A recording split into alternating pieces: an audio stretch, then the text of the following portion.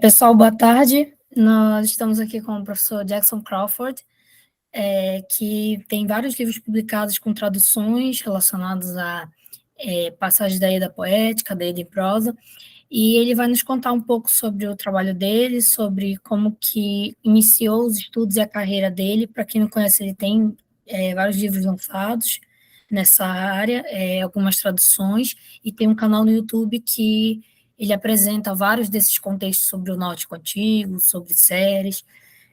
Para quem for conhecer agora o trabalho dele, vai achar bem interessante. Mr. Crawford, welcome to the channel, the Viking World. It's a pleasure to receive you. And how do you start your career in the world of Old Norse, in Norse mythology, in these topics of research? Well, I got a bachelor's degree in Greek and Latin classics, and that grew out of an interest in ancient languages that I had developed in middle school or high school, so when I was 14, 15 years old maybe. And I got then a master's degree in historical linguistics from the University of Georgia. And for that, I studied many ancient languages. But I had started studying Old Norse on my own using E.V. Gordon's book, An Introduction to Old Norse, many years before that. And by the time that I finished my master's degree, I decided that I was going to specialize in Old Norse because my advisor at the University of Georgia told me that I would have the best chance of getting a job if I specialized in some particular language. And so for my PhD studies, I went to the University of Wisconsin and studied Old Norse and the history of the Scandinavian languages and Old Norse literature, such as the Eddas and Sagas. Oh, that's very interesting. Well, I was just thinking if this is part of the story that you want, I taught at the University of California, Los Angeles for 3 years, the University of California, Berkeley for 2, and the University of Colorado Boulder for 3. And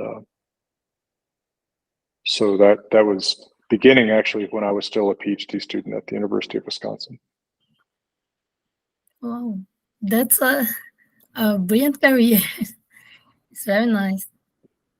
And you will start writing about Old Norse in what year that you start to publish the books and choose the topics of these books?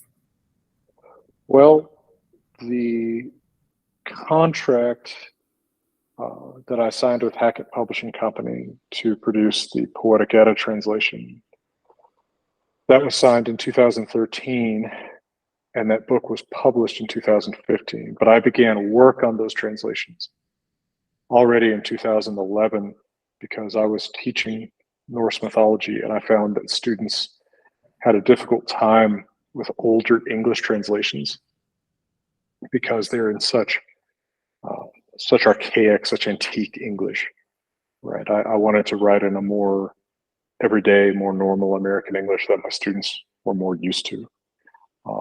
So I guess you could say that I started this in 2011, but the first book, the Poetic translation, actually was published in 2015. Well, that's amazing because we really have difficult to find translations for English or for other languages to Old Norse. It's not a topic that much people is easy to much people to find, but English is I think it's one of the languages that more are behind in this part of to translate. And Portuguese is very, very difficult to find the translations. It's very, very little market that investing in this area. But it's very nice to see that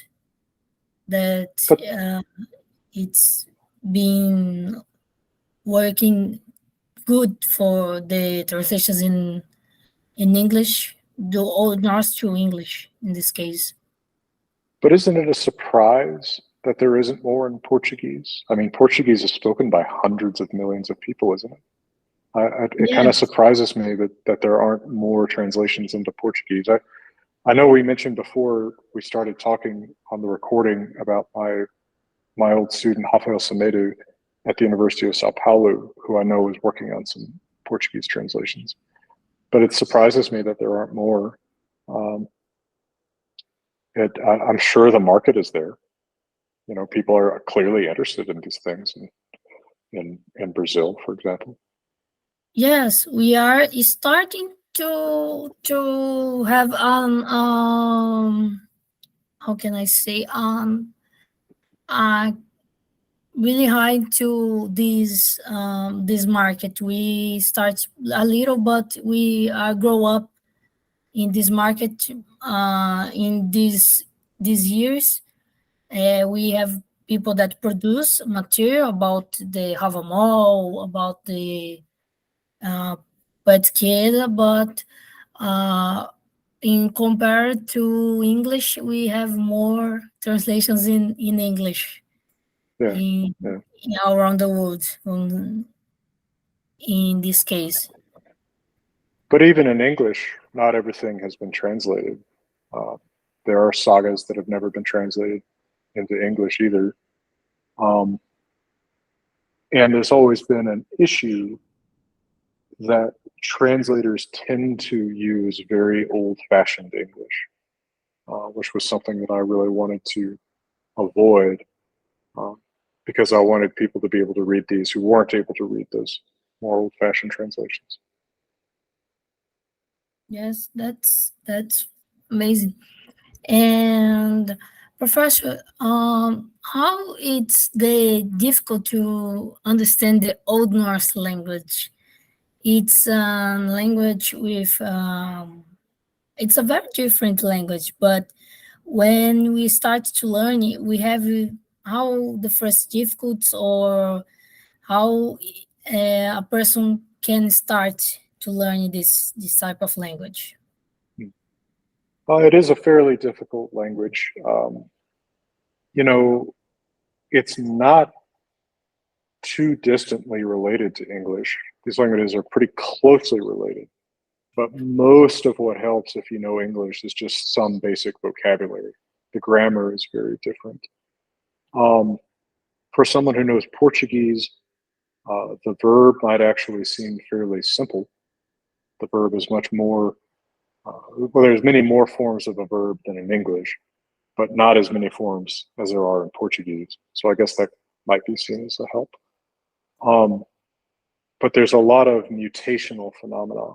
So for example, if you think in English of words like foot, where the plural is feet, or man, where the plural is men, there's a lot more of those phenomena in Old Norse where you have mutations of the vowel in addition to different endings.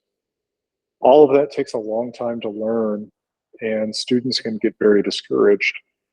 I am currently working on a new book to try to help people learn to read Old Norse. This has been a pretty difficult project that has taken me a long time, and I'm still in the middle of that. There is on the website of the Viking Society for Northern Research, VSNR. I think if you search for just those letters, VSNR, Viking Society for Northern Research, you would find this. They publish a book called A New Introduction to Old Norse by Anthony Fawkes and Michael Barnes. And you can download it for free as a PDF file on that website, or as 3 or 4 PDF files. And that's probably the most complete and easiest to use way to learn Old Norse that I know of right now. There's also a website at the University of Texas that has, it has materials for learning a few different ancient languages, and it does have some Old Norse material that's pretty good. It won't help you completely read it, but it does help. And then I have some videos on my YouTube channel that might help depending on what your learning style is. But it is difficult. It has a lot of rules, a lot of endings, a lot of grammar that's not very familiar to an English speaker or a Portuguese speaker, really. Oh, that's very interesting because we saw that have very similar it's in the English and toward Norse. We observed some verbs and some terms that are similar, and this is very interesting. I think it's because the connection of the Germanic language to the Anglo-Saxon language, and this to Old Norse to Old in English. I think you have a lot of transformations in that language, I think. Yeah, and if you do know Old English, that's certainly helpful.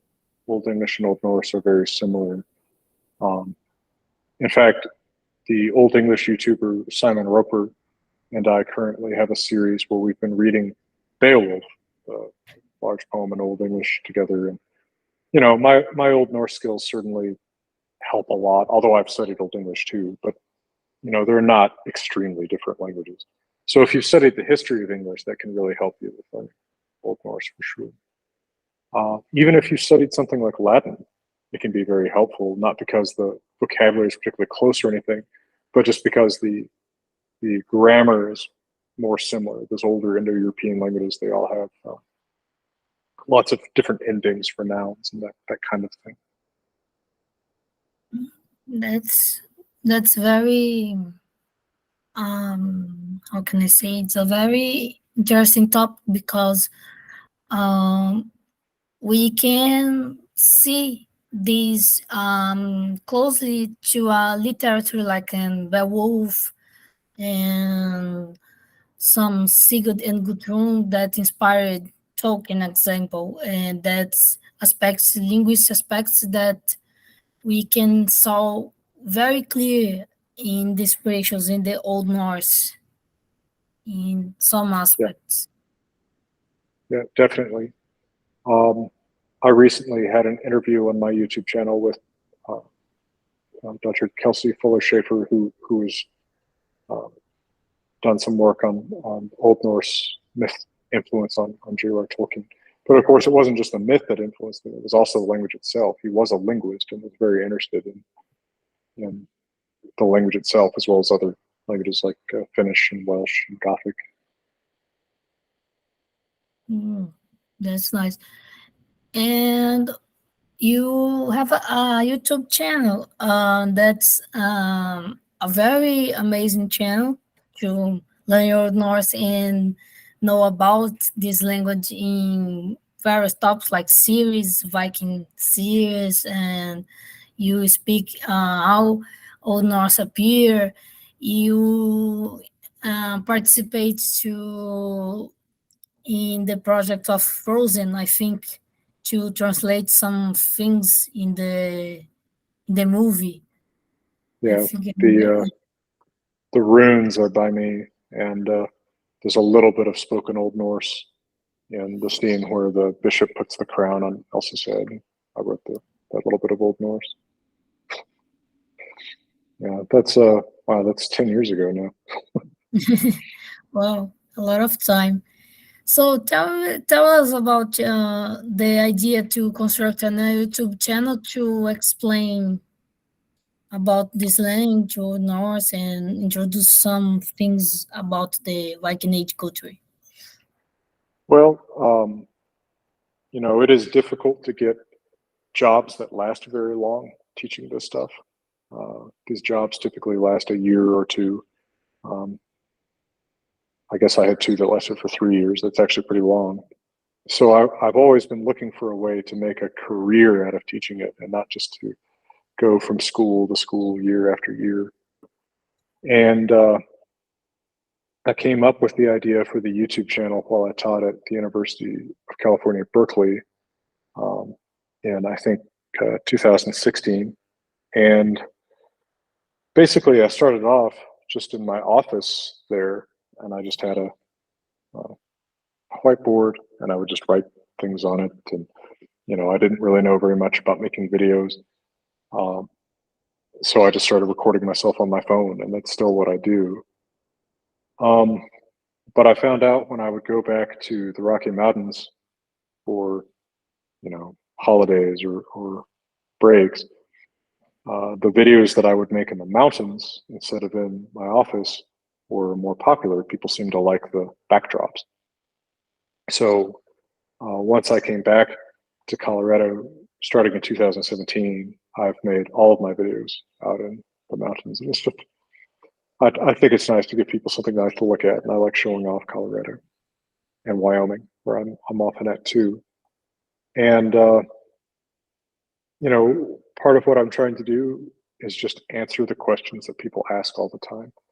So I try to just sort of keep my ears open for any sort of question people want to ask.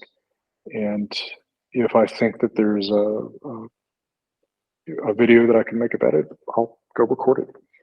And that can be something very plain and simple, like who is Odin, or it can be something really complicated and in depth, right? For example, some of the Old Norse language lessons that I've done have been pretty complicated. But for the most part, what I try to do is every week I'll have 2 videos, and one will be more for the general public who's interested in this stuff, and one will be more for people who have a more specialized interest, like in the language or something like that. And I've been doing that for, I guess, about 7 years now. Well, yeah, it's a lot of sometimes, time. yeah, it sometimes astonishes me to think about how long it's been. It's astonishing that it could last that long, but it has. Yeah, it's a lot of time doing this. It's a fantastic job that you do in YouTube. I think that I start to learn about your work in the YouTube videos first, and so in the books next. And I think that's very, very amazing to see this video, because they explain a lot of things that probably most people that start to learning the Old Norse language don't have sometimes access some materials, and can learn from you and from your channel, and this help to understand.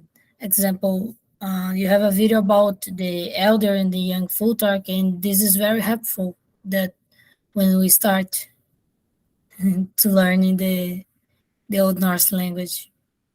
Well, thank you for saying all that, and also, I mean, it's great to hear that you would come across these videos yourself, because I mean,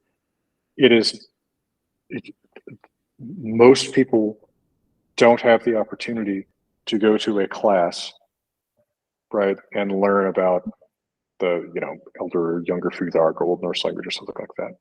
Most people aren't in a position where they can find a university class like that, and even if they are close to a university, they might not be able to afford it. So I do like to think that I'm reaching people who otherwise don't have the opportunity of learning about this stuff, and giving them an opportunity to do it, and not charging them anything for it, like a university would. Yes, it's because example, here in Brazil we don't see a specific disciplines about the Old Norse or Norse mythology. Example, I think I only have one state that see that's in I think 2 states. I think in João Pessoa, Paraíba, and in Natal, they call Rio Grande do Norte, from a group called NEV, Núcleo de Estudos Vikings and Scandinavos. And they made an work that is very helpful for us Brazilians to learn about the Norse mythology, about the Viking Age, about the many topics that we have this out. It's coordinated by Professor John Langer and Professor Luciano de Campos, and they do this work here in Brazil that are very helpful for other parts of our country that need to learn about this language. But the most material that we saw, it's on the internet, is in the, it's specifically YouTube channels or materials that was posted in academia.edu, or it's I think it's more easy to find in internet. We don't have so much access in the schools, in the universities, this type of material. I think the interest the Brazilians of about these topics is going up a little, but we don't have example here in the region that I live, don't have so much interesting for Norse mythology. I think I was the first to do works in this type of in this type of topic. But I think we have these complements that we are very helpful with the advance of the internet, of course. Well, and I'm glad those resources are there. And I mean, for the record, different regions of the English-speaking world have more and less interest in this too. I don't live in an area that has huge interest in it. But when I've spoken in places like Utah or Wisconsin, where there's a lot of Scandinavian heritage, there's much more interest in it. There's not very much in most of the Rocky Mountain region. Although Viking stuff and Norse mythology is kind of popular with lots of people, it's still probably more popular in those areas with more of that heritage. Yes, I think the movies and the series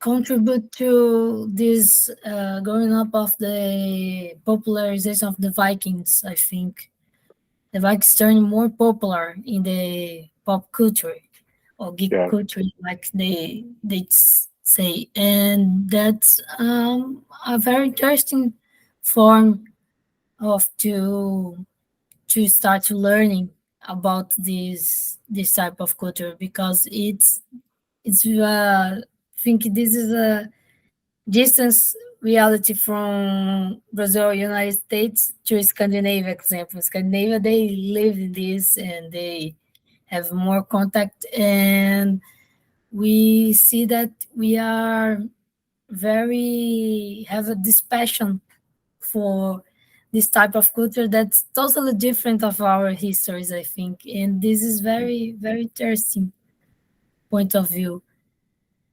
Example, how you do you start in the school, right, for learning the about the Viking Age, and you have a passion for some other thing that you do and say, oh, I need to study more about this topic because I read some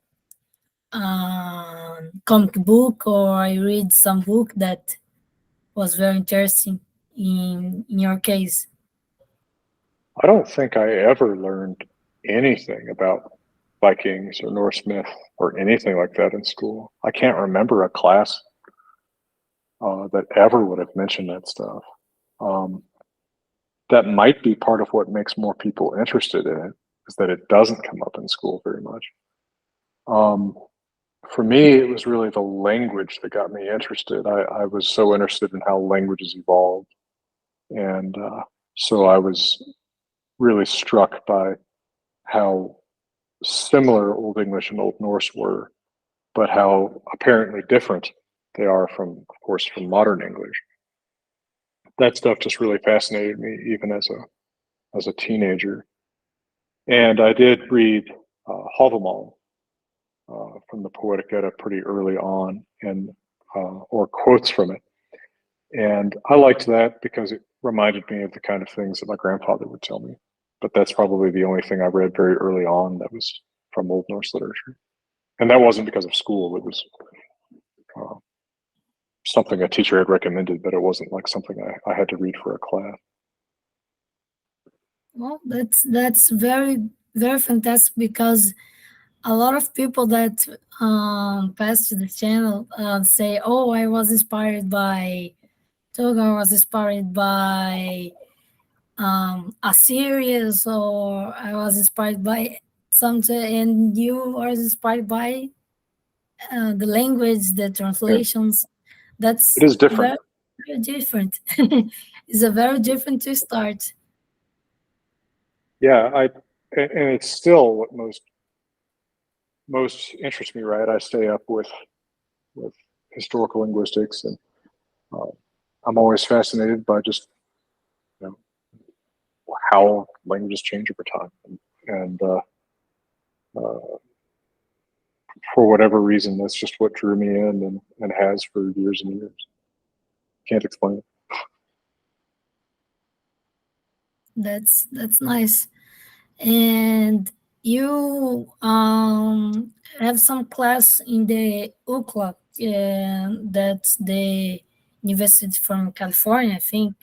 You doing, what's the disciplines that you ministrated in when you you are professor for the university? When I taught at the University of California, Los Angeles, I taught Old Norse every year. So I had a three class series. We would take a kind of beginning, middle, and end class in Old Norse, and I did each one of those every year.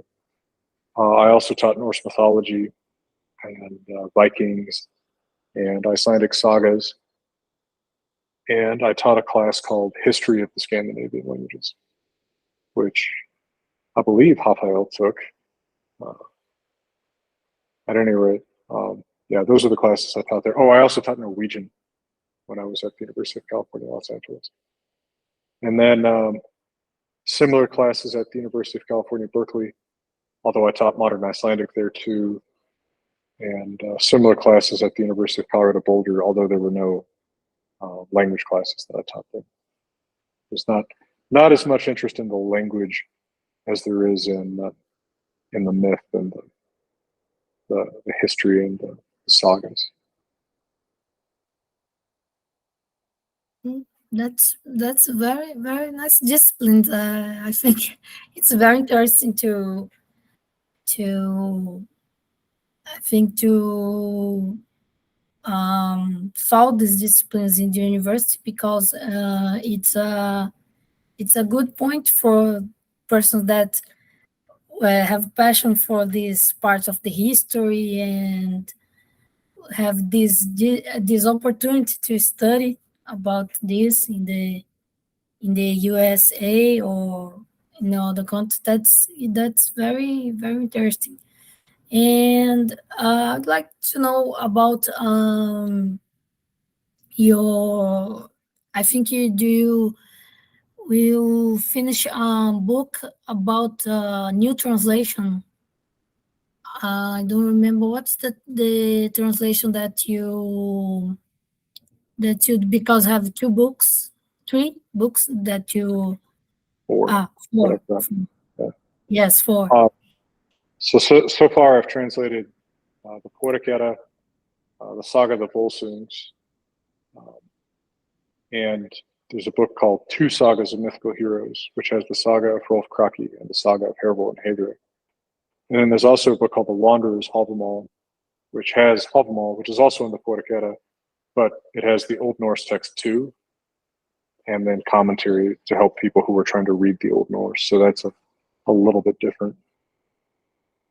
Um, and now my current book that I'm working on is trying to help people learn to read Old Norse. I don't know when that will be available. It's a long, slow project. Well, that will be a very very interesting book. Yeah, I want to I read hope so. because because I'm very interested in this topic, and have we have a lot of people that was interested in the Old Norse. I think here in Brazil, this is will be very good stuff to us to read and to complement our studies about I this hope so. language. I hope so. That's very very great. And how it's for you to explain the Norse myths, Old Norse, and the in this mix of with the culture in the, how can I say, you in some videos you explain about the series of Vikings and so points that have Old Norse in the series. How Um, this for you to identify in series and do this work? It's possible when we saw this series find this type of language. well, most of the time, TV shows and movies don't want to uh, pay a lot of money to get this stuff right. But a lot of people will see these things, and so they tend to kind of think of them uh, as definitive. And I don't watch any of these shows. I don't really care about them. It's just not what I want to do for relaxation. Is watch Viking TV shows.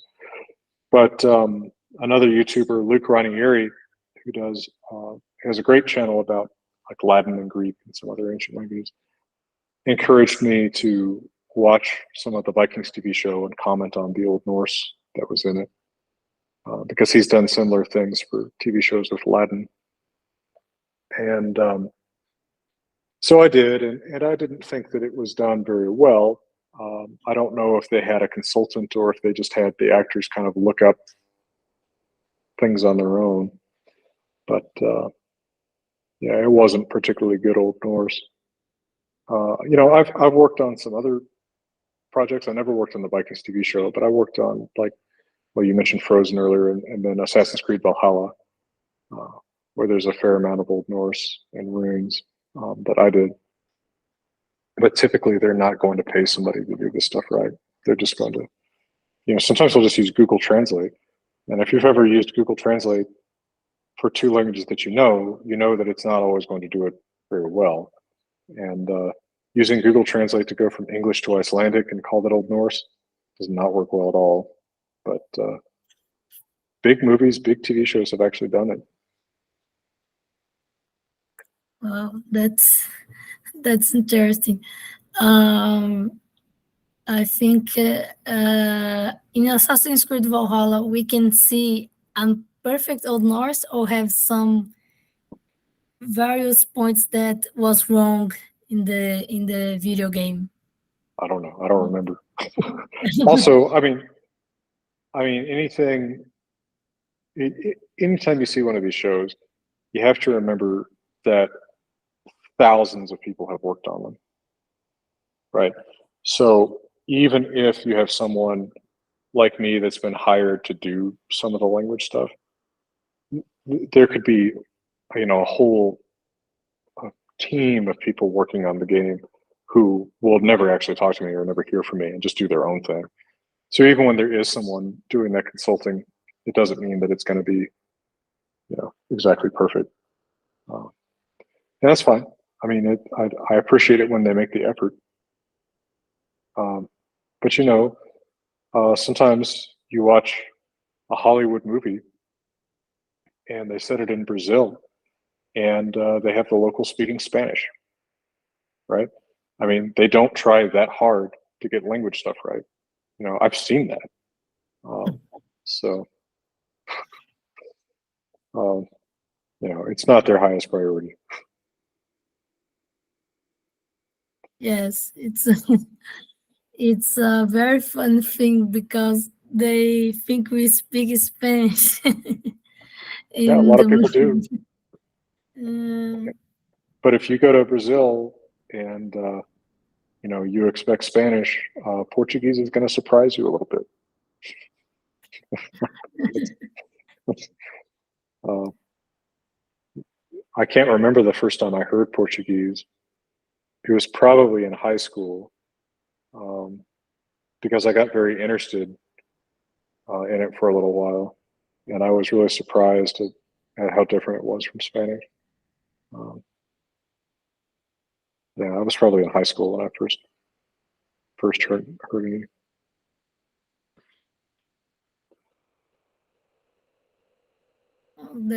That's very interesting. You start learning my language, or you see my language I was in the curious class. about it.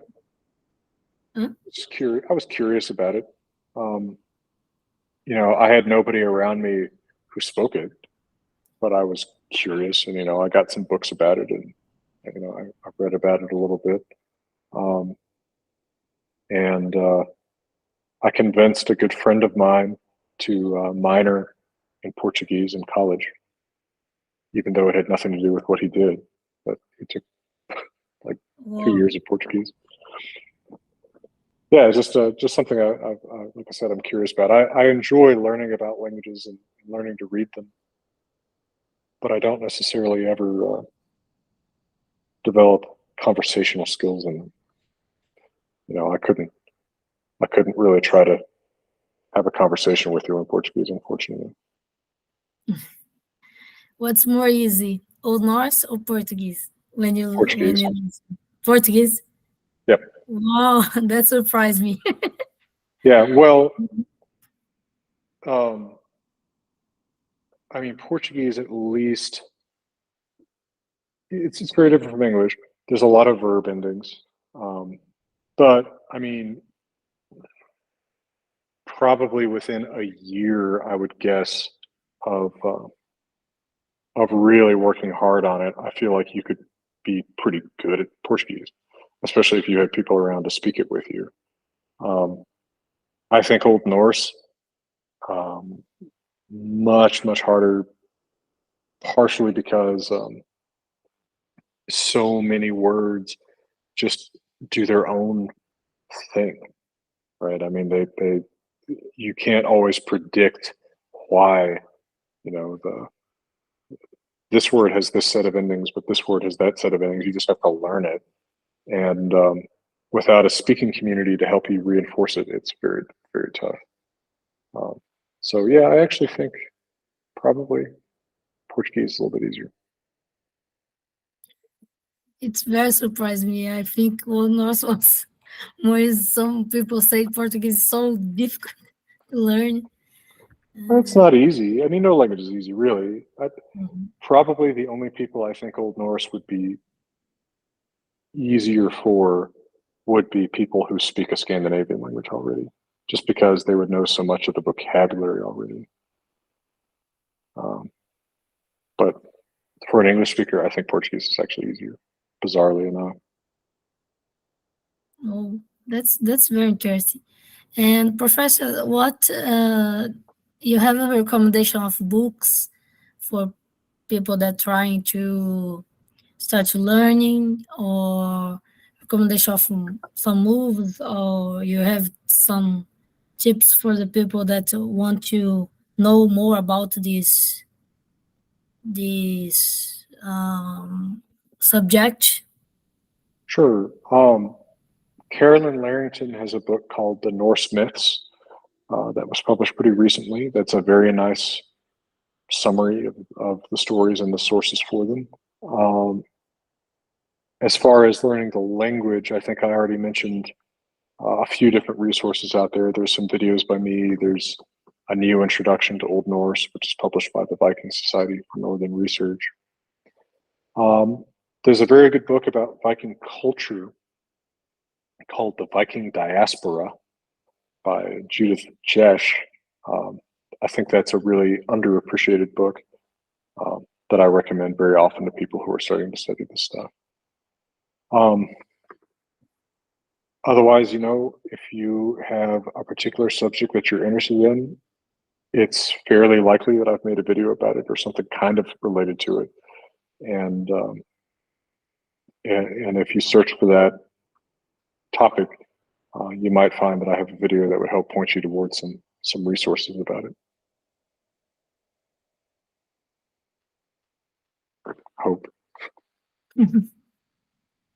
That's nice. Professor, thanks so much for doing this interview for my channel. It's a very nice to talk to you. It's a pleasure to meet you. A pleasure to meet you. You are very important to the community that study Old Norse, to Thank study you. the I don't know. language. I'm out there and I'm trying to make things that are useful for people like yourself who are interested in this stuff, and if they are useful, I'm happy to hear that. So thank you very much, and thank you also for making materials in these interviews available in Portuguese. I mean, that's a huge community of people who are interested in this stuff who don't have a whole lot of resources in their own language. So I think that you're doing really good work for that community yourself. Oh, thank you. Appreciate that. I will just stop the recording and we can continue talk. Just for thank you to you for being here and doing the interview. Well, thank you. Thank you. And I really do appreciate your time. I hope all that was something like what you wanted. Thank you. And